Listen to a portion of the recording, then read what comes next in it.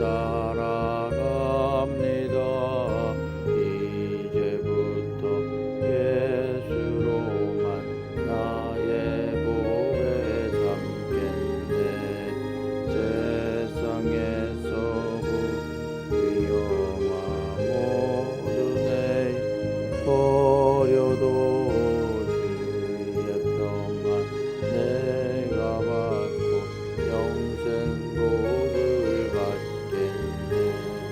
주도 번역당했으니 나도 번역당하리. 세상 사람 한사나 예수 진실합니다. 예수 나를 사랑하사 빛난 얼굴 보이면 원수들이 미워해도 염려할 것 없겠네. 내가 핍박 당할 때에 주의 품에 안기고 세상 고초당할수록 많은 위로받겠네. 주가 주신 기쁨 외에 기뻐할 것 무엇냐. 주가 나를 사랑하니 기뻐할 것 뿐일세. 아멘.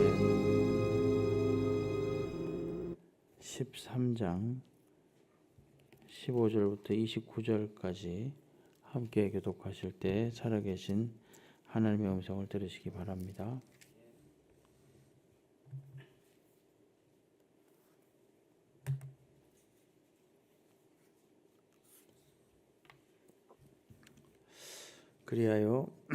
그리하고 암논이 그를 심히 미워하니 이제 미워하는 마음이 전에 사랑하던 사랑보다 더한지라.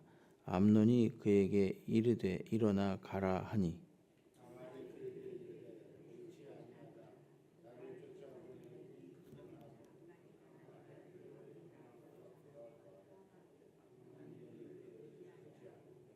그가 부리는 종을 불러 이르되 이 계집을 내게서 이제 내보내고 곧 문빗장을 지르라 하니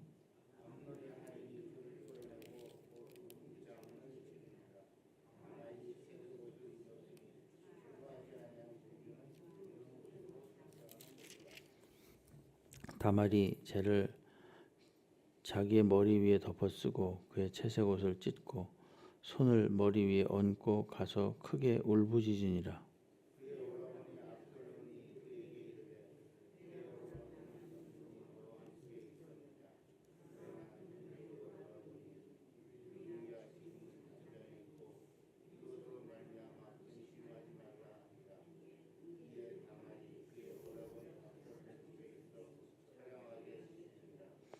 다윗 왕이 이 모든 일을 듣고 심히 노하니라.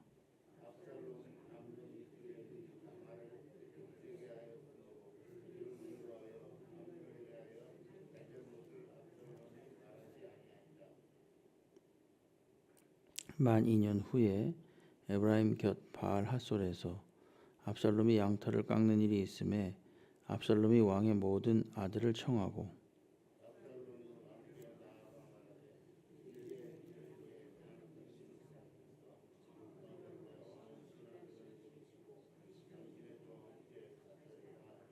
왕이 압살롬에게 이르되 아니라 내 아들아 이제 우리가 다 갈 것 없다.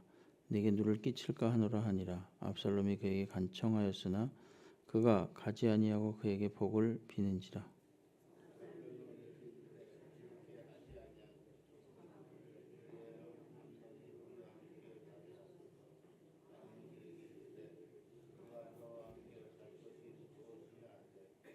압살롬이 간청하매 왕이 암논과 왕의 모든 아들을 그와 함께 그에게 보내니라.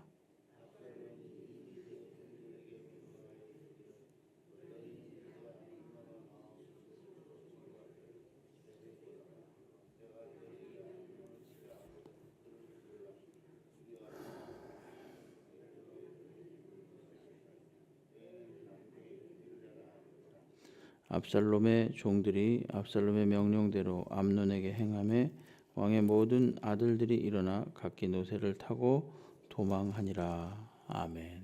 할렐루야. 예, 오늘 새벽에 나오신 우리 성도님들 주님께서 은혜와 평강으로 함께 해주시고 모든 기도를 응답해 주시기를 주의 이름으로 축원합니다. 오늘 13장 15절부터 29절까지 말씀을 보도록 하겠습니다.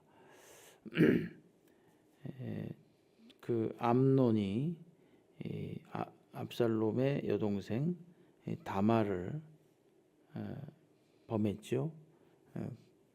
그리고 나서 오늘 말씀을 보면 굉장히 비참합니다. 그가 이제 그 여인을 범하고 나서 오히려 그 15절에 보게 되면 미움이 사랑하던 마음보다 더했다 이렇게 말하고 있습니다. 그러니까 그 다말을 이제 전에 마음속으로 굉장히 좋아했지만 그 여인을 범하고 나서는 이제는 오히려 그것이 큰 미움으로 바뀌어진 거죠. 그리고 나서 문빗장을 치르고 내어 쫓았습니다. 암논이 그러니까 얼마나 처량했겠습니까? 굉장히 다말이 굉장히 슬펐지요.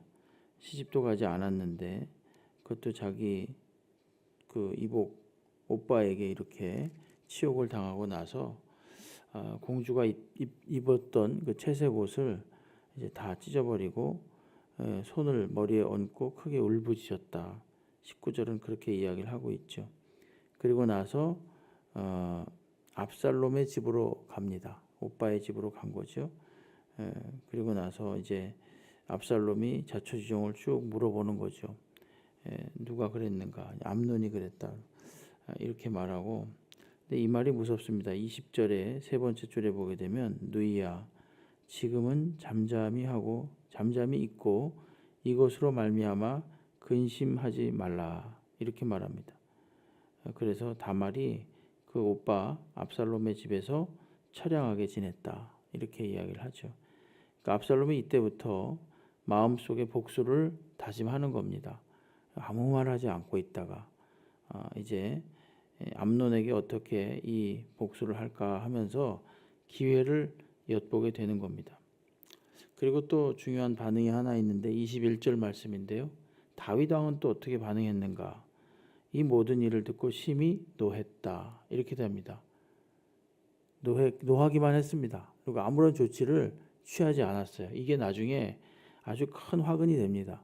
암논에게 어떤 그 체벌을 가하고 암논에게 징계를 가했더라면 그나마 압살롬의 마음이 또 다말의 마음이 그나마 물론 억울하지만 조금이라도 녹아질 수 있고 그럴 수 있었는데 내버려 뒀어요. 심히 노하고 말았습니다. 이게 다윗의 패착입니다. 그리고 나서 그냥 그대로 또 사는 거죠. 그리고 22절에 보게 되면은 이 압살롬이 굉장히 치밀하고 그리고 굉장한 인내를 가진 사람이라는 것을 알 수 있습니다. 암논에 대해서 잘못을 말하지 않았다. 압살롬이 말하지 않았다. 그렇게 말합니다. 그러니까 속으로만 꼭 간직하고 있었던 거죠. 이제 훗날을 도모하리라 이러면서. 그리고 나서 드디어 때가 왔습니다. 그게 뭐냐면 23절에 만 2년 후에 이렇게 말하죠. 그때 이제 양털을 깎는 압살롬이 양털을 깎는 일이 있었다 이렇게 말하는데 양털을 깎는 일은 굉장히 추수감사절 같은 잔치입니다. 그래서 며칠 동안 그것이 계속됩니다. 아마 요즘도 그 TV나 이런 데서 보실 겁니다. 저쪽 호주나 이런 데서 얼마 전에 보니까 그 방송을 보면은 양털 깎는 게 아주 큰 일이더라고요. 그리고 그 양털이 아주 큰 수확이 되는 겁니다. 그걸 또 이렇게 묶어가지고 또 이제 그걸로서 큰 비용을 마련하기도 하고 그러는데 어쨌든 그 당시에 이것이 굉장한 큰 축제였습니다. 압살롬이 이걸 이용합니다.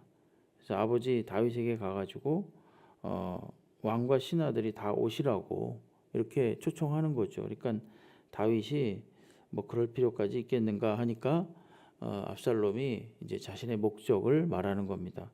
그렇다면 그 청하건대 26절에 보면 내 형 암논이 우리와 함께 가게 하옵소서 이렇게 이야기를 합니다.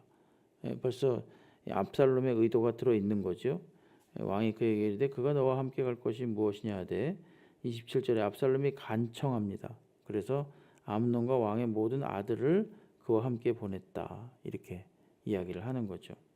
그리고 나서 압살롬은 미리 다 이제 짜놨습니다. 자기 부하들에게 시켜가지고 내가 명령만 내리면 암논이 술을 먹고 즐거워할 때 그를 죽이라 이렇게 명령을 내려놨습니다. 28절이 바로 그 말씀이 되겠습니다. 담대히 용기를 내라 이러면서 암논을 죽일 것을 이야기를 합니다.